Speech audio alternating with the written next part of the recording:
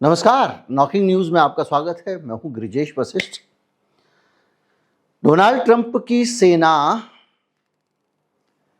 क्या ईरान की धरती पे उतरने वाली है? क्या ईरान की धरती पे उतरने का फैसला जल्दी आपको देखने को मिल जाएगा, या ईरान ने पहले ही इतना इंतजाम कर दिया है कि ये उस धरती पे कदम ना रख सकें, और अगर कसम खाने के लिए कदम रखेंगे तो इतिहास में सबसे बड़ी हार को पाएंगे। मेरी ये बातें आपको अजीब लग सकती हैं जब तक कि ये वीडियो पूरा नहीं देखेंगे, और इसलिए लग सकते हैं क्योंकि पूरा मीडिया हमारा थाली लोटा लेके इसी पे उतारू है कि डोनाल्ड ट्रंप ये करने वाला है, डोनाल्ड ट्रंप को वो करने वाला है। इस बीच में डोनाल्ड ट्रंप इनको खुराक देता रहता है। शाम को बैठ के जो है ट्रुथ पे एक पोस्ट लिख देता है कि हम जो है वो इनका खार कब्जा कर लेंगे, हम इनका पूरा का पूरा हारमुज कब्जा कर लेंगे, हम फला कर देंगे, ढिमका कर देंगे एकदम से, और आपके बिजली घर उड़ा दिए हमने आपका जो पानी खारे से मीठा करने वाला प्लांट उड़ा देंगे।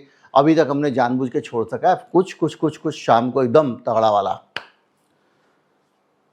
सुबह नॉर्मल हो जाता है। अब डोनाल्ड ट्रंप ये क्यों कह रहे हैं और इसके पीछे मकसद क्या है? डोनाल्ड ट्रंप एक धमकी दे रहे हैं, सामने वाला डरे ना डरे हम हूल देंगे। क्या पता वो ये समझे कि भैया डोनाल्ड ट्रंप इस बार सीरियस है तो समझौता कर लो, लेकिन वो ईरान है, वो व्यक्ति से नहीं चलता, सिस्टम से चलने वाला देश है।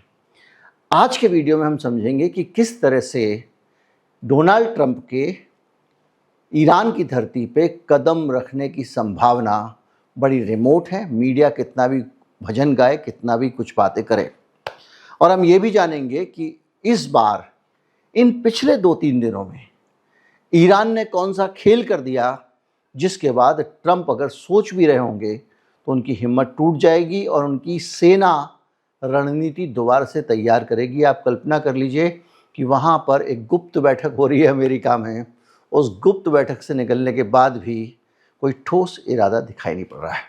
तो हम सिस्टमेटिकली समझते हैं कि किस तरह से ईरान एक एक करके रोज डोनाल्ड ट्रंप को तगड़े झटके दे रहा है। मैं हूं ब्रिजेश वशिष्ठ, आप देख रहे हैं नॉकिंग न्यूज का यूट्यूब चैनल।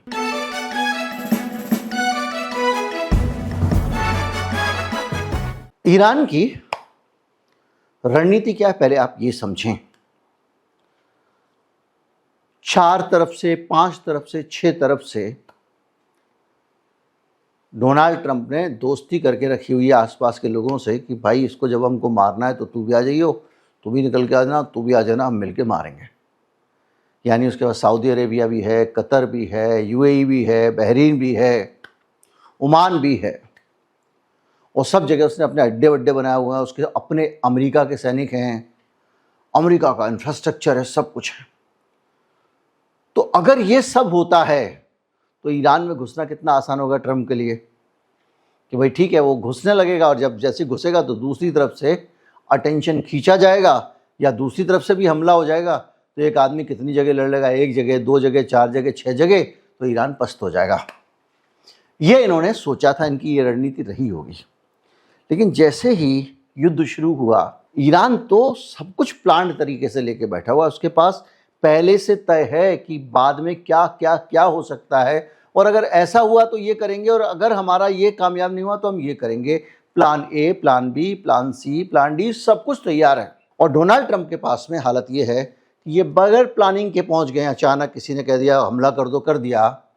हालांकि ये बहुत लंबे समय से इसकी प्लानिंग कर रहे थे कि हमला करना है, लेकिन ये इनके दिमाग में नहीं था कि ये इस हद तक लंबा जवाब सहेंगे।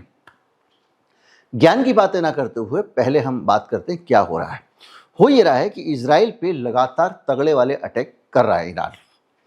रोज 10 से 11 मिसाइल भेज देता है, और लगातार पूरे दिन वो छोटे छोटे सेल्वोज फैलाता रहता है। अगर अलग अलग जगह पे, जेरूसलम में, तेल अवीव में, और दक्षिणी इजराइल में, और अभी जो खबर में वीडियो बना रहा हूँ अभी मध्य इजराइल में भी उसने हमला कर दिया है। अब ये क्या कर रहा है, इससे वो एक साइकोलॉजिकल इम्पैक्ट को मैक्सिमाइज कर रहा है और यूज़ कर रहा है 70% केसेस में क्लस्टर म्यूनिशंस, यानी एक मिसाइल जाती है 50 जगह पे बम गिरा देती है। अब ये क्यों कर रहा है वो, और ये क्यों कर रहा होगा? उसको पता है कि मेरी धरती तक पहुंचने के लिए इज़राइल और अमेरिका की बड़ी इच्छा है। तो अगर मैं वहाँ डिस्टर्ब करता रहूँ, अभी एक मल्टी स्टोरी पे मार दिया, उनकी एक केमिकल फैक्ट्री पे मार दिया है, उनका हाइफा पोर्ट पे मार दिया है, त्राहिमाम मचा हुआ है इज़राइल में। तो इज़राइल पे वो बार बार अटैक कर रहा है, और इसलिए अटैक कर रहा है कि इज़राइल अपनी धरती से ध्यान ही ना हटा पाए। उधर वो इज़राइल की सेना, थल सेना, क्योंकि ईरान के लिए तो थल सेना की ज़रूरत नहीं है, उसको उसने लगा दिया तुम उधर घुस जाओ हिजबुल्लाह के पास में। हिजबुल्लाह मतलब मूल निवासी वहाँ के जो हैं, उस इलाके के आगे। अब लेबनान के हिजबुल्लाह जो है वो इनके टैंकों की कब्रगाह बना रहे हैं, मतलब ईरान के टैंक बुरी तरह पीट रहे हैं, सैनिक पकड़े जा रहे हैं, गिरफ्तार हो रहे हैं। अब इस गिरफ्तारी के पीछे की कहानी भी समझिएगा, इसमें भी एक संदेश है। तो अगर आपकी खोपड़ी पे, आपके घर के अंदर कोई चमाट मार रहा है, कोई कुछ कर रहा है, कभी आपका टीवी टूट रहा है, कभी कुछ हो रहा है, जब ये सिचुएशन होगी, कोई कूट रहा होगा आपको, तो क्या आप करोगे? घर छोड़ के पहले जाके मैं सामने मोहल्ले वाले का मुंह तोड़ के आता हूँ? आप पहले यहाँ देखो भैया, अपना ये लोटा वोटा समेटो यार, पूरी किचन विचन बिखर गई है, बाद में जाऊँगा, ये करोगे ना?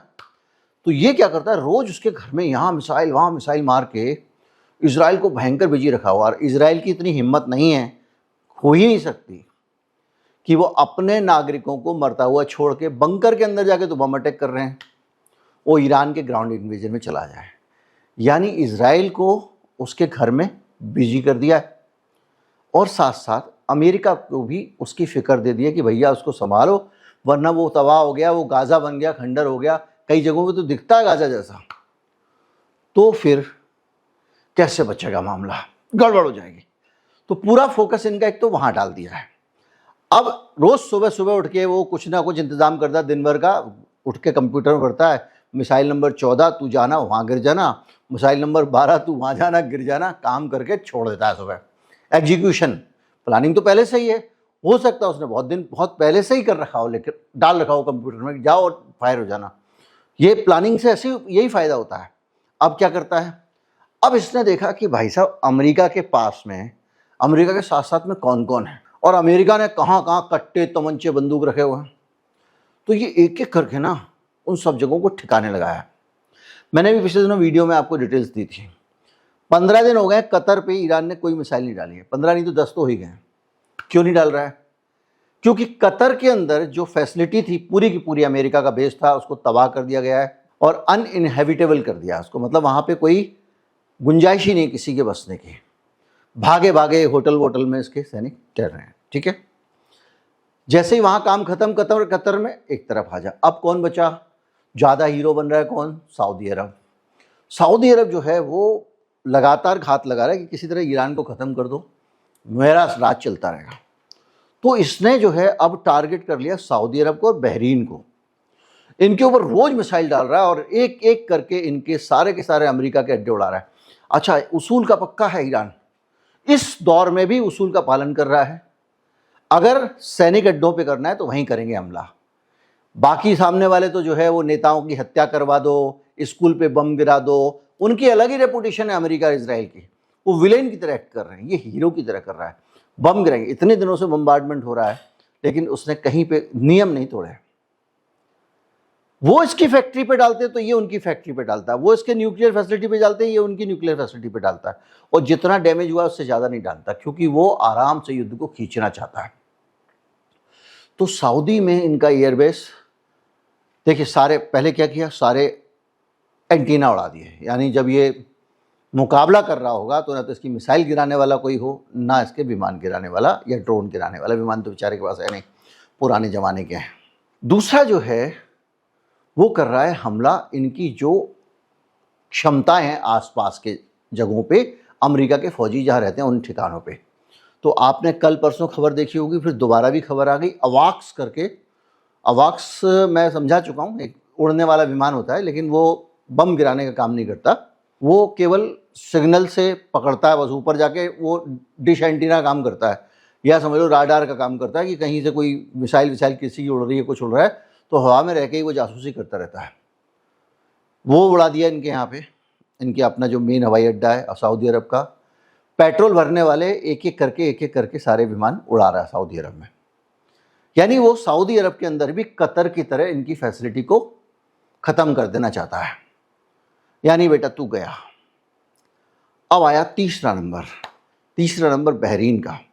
बहरीन के अंदर 5th फ्लीट को बर्बाद कर दिया है, और वहाँ पर भी लगातार वो हमले कर रहा है। और इस वजह से पूरे के पूरे ये जो ग्रुप है इसके अंदर एक टेंशन है। टेंशन ये, इनको अपने आप को बचाना है। इस टेंशन के बीच में एक और मज़ेदार चीज़ हुई है, उस पर हम आएंगे।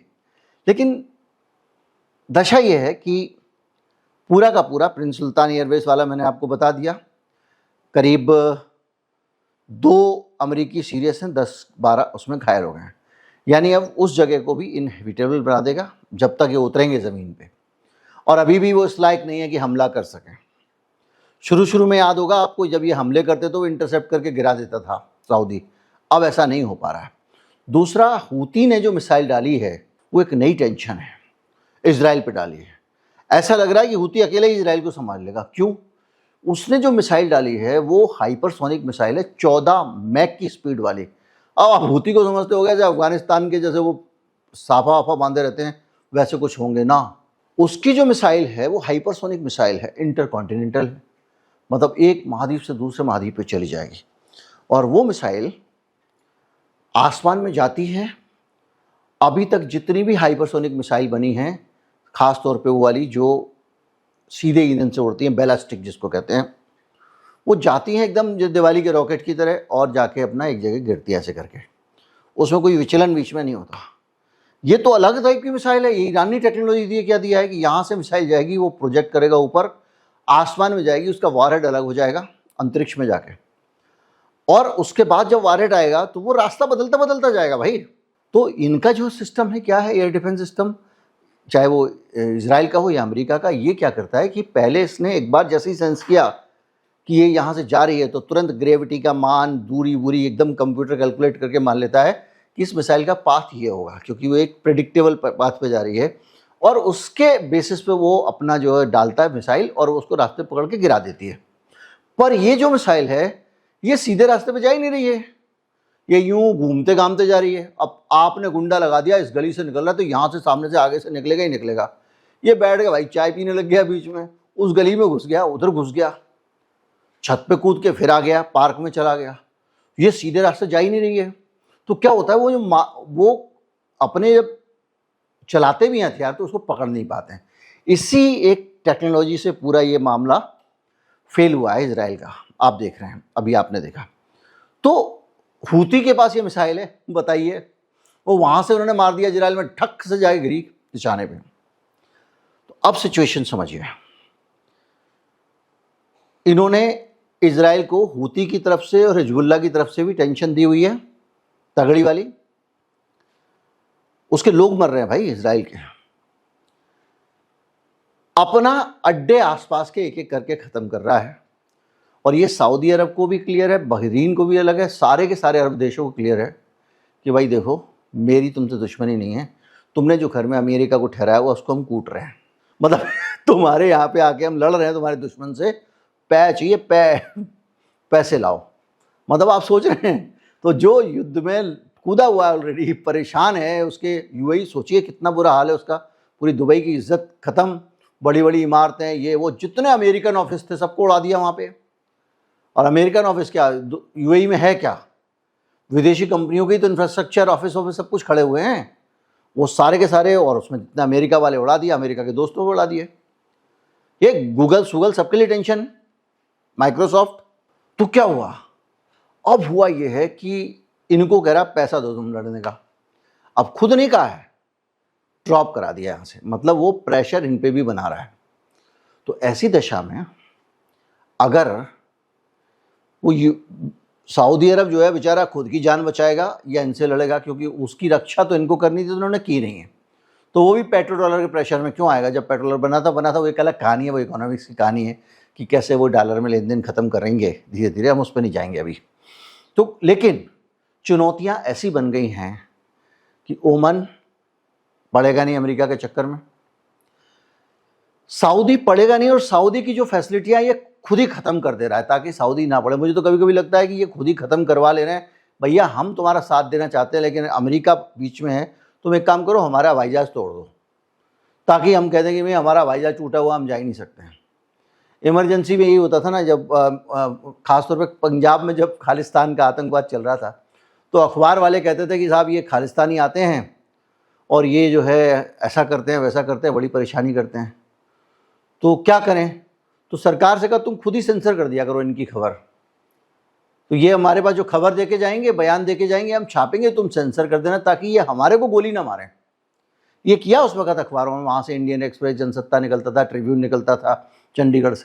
खैर, तो मुझे तो कभी कभी लगता है ये अपने ठिकाने खुद ही नष्ट करवा ले रहे हैं कि भैया कर दो ताकि हमें अमेरिका के साथ लड़ना ना पड़े। हो सकता है क्योंकि जिस तरह से कतर के ऊपर अब हमला नहीं हो रहा है नष्ट होने के बाद में, अगर कतर को नुकसान पहुंचाना होता तो और ज़्यादा पहुंचाता।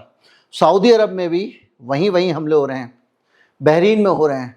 तो ये पूरी की पूरी जो एक तस्वीर दिख रही है, मैं आप अगर कहें तो मैं डिटेल दे देता हूँ लेकिन गड़बड़ हो जाएगा आपके लिए, आप झेल जाएंगे। और बाकायदा EGA साइट पे हमला हुआ है अबू धाबी में, बहरीन में अब्बास स्मेल्टर पर हमला हुआ है, और इसके साथ साथ वहाँ पर बहुत सारे, कतर में भी हमला हुआ। कतर में एक हफ्ते से 20 से 25 मार्च के बाद से कोई हमला नहीं हुआ, 8 दिन हो गए। तो कुल मिला के अब जो सीन है वो पूरा एक फ्रेमवर्क अगर आप देखें तो एक ईरान की रणनीति साफ दिखाई देती है कि भाई तू मेरी ज़मीन पे उतरेगा तो जब तेरे को कोई सहारा देने वाला होगा, उतरना है तो अपनी दम पे उतर। अच्छा, इसके अलावा एक काम और किया है उसने, जो समुंदर में जितना भी इसकी फैसिलिटी है अमेरिका की, उसको भी टेंशन में रखा हुआ, वहाँ पे भी वो शांति से तैयारी नहीं कर पा रहा है। जो नेवल असेट्स हैं और फैसिलिटी है उस पर बहुत उसका असर है। हालत यह है कि ओमान की खाड़ी में, ओमान के किनारे, गल्फ ऑफ ओमान और सलाह पोर्ट के पास 2 दिन पहले US मिलिट्री लॉजिस्टिक्स वेसल पर अटैक किया IRGC ने, और इस वजह से वो घबराए हुए हैं। कुवैत में भी इसी तरह से, इनका बूबियान आइसलैंड एरिया है, वहाँ पर भी इनकी मैरीटाइम फैसिलिटी जो है उस पर हमला किया गया।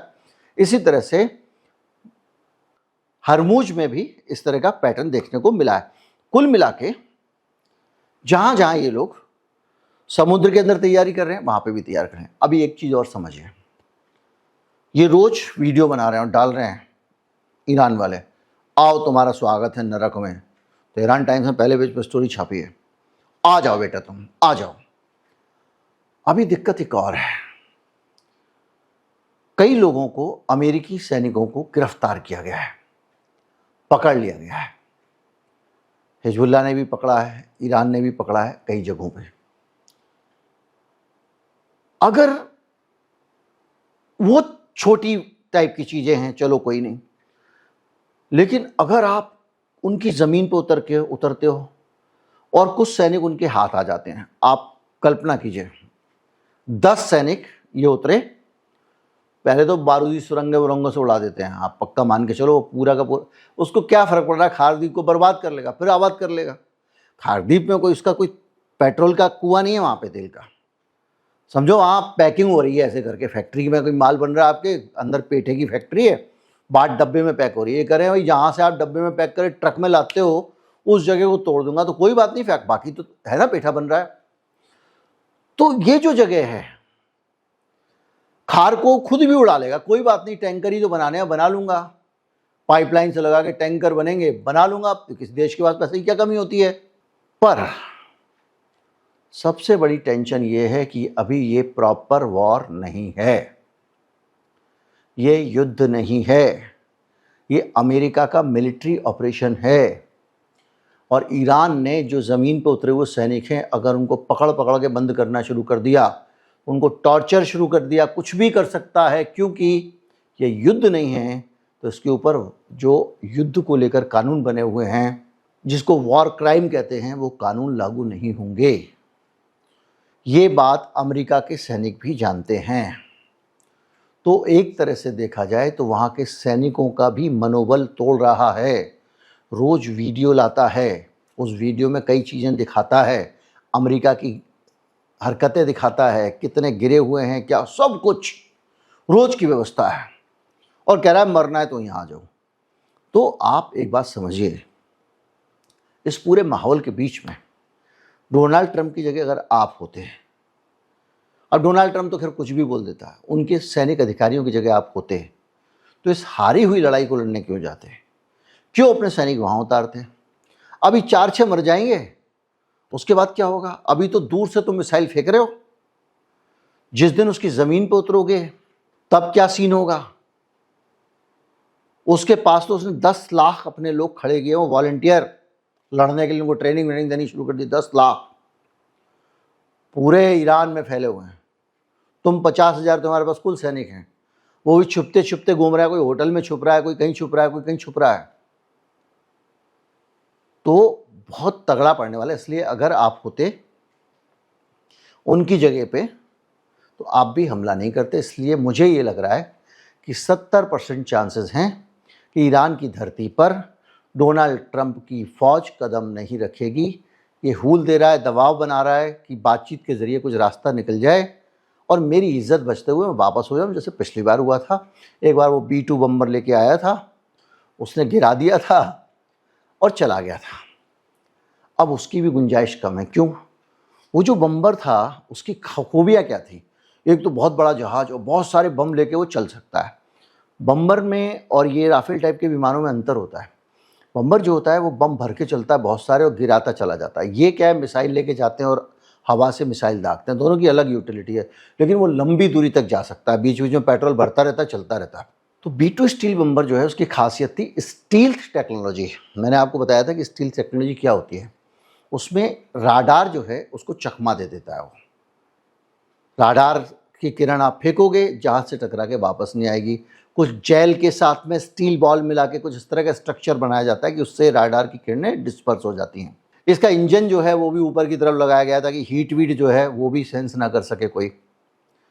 पर ऊपर से सब दिखता है, सैटेलाइट से, और सैटेलाइट से ईरान देख पा रहा है, आपको पता है। तो ईरान इनके स्टील्थ विमान को गिरा चुका है, F-35 को, पिछले दिनों, आप जानते हैं। तो B-2 बम्बर का भी खतरा नहीं है। अगर B-2 बम्बर गिरा लिया और वो इजराइल के ऊपर गिर गया तो क्या होगा, आप कल्पना कर लीजिए। एक विमान इनका ऐसा ही हो चुका है, हैरियर उड़ा रहे थे लेके, वो पूरा विस्फोटक लेके गिर गया, दौम दौम दौम दौम, खुद अमेरिका के अंदर ही हो गया था, याद कीजिए, टेक्सास में।